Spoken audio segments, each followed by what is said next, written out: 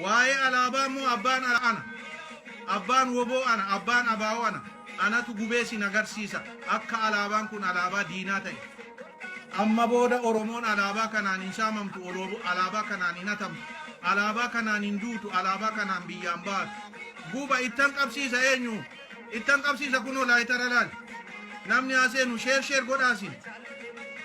Hanga maqaa alaabaa kanaatiin waggaa 50 Oromoon dhumatte.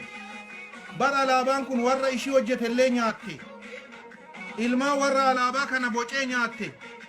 Qe'ee warra alaabaa kana qopheessee deeksite hin bara.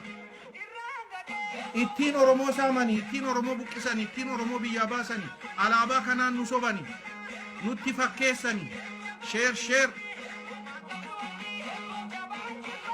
Ilaalaa ittan sinii qabsiisa, amma inni dhumatutti.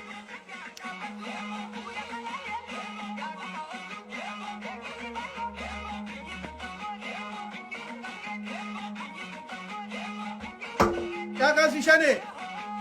Alaabaa gubuu miti isinii ganaa dachiitti isin galchina.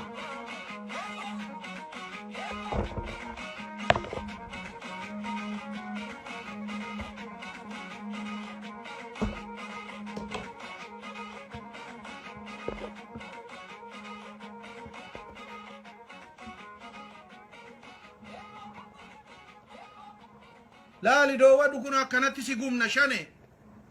Daaraatti si jijjiirra. Ganaasin bilbilchina bakka sin jirtanitti.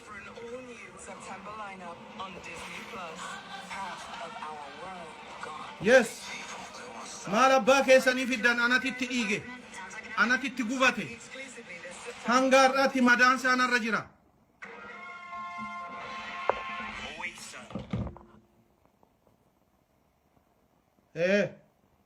Daa'ima gubdaniimi, daa'ima tumtaniimi maqaa alaabaa kanaatiin. Ijoollee homaan beekne rifeensa goggogaa maneedhaatti mataarraa addaniimi.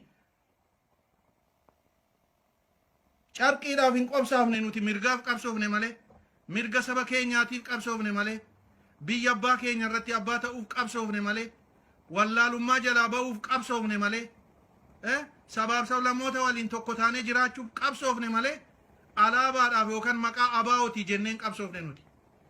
Warri abaa'oo jettee maqaa abaa'oo ofitti qabattee bakka hunda hoteelaa fi waajjira teessus yoo Oromoodhaaf dalagna jettan,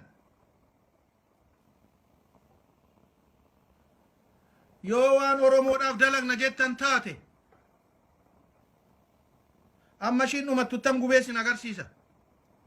Warri maqaa abaa'ootiin deemtan argaa, ani Bantii Fufaatii waraana bilisummaa Oromooti. Abbaa alaabaa kanaati, ani abaa'oodha, woboodha.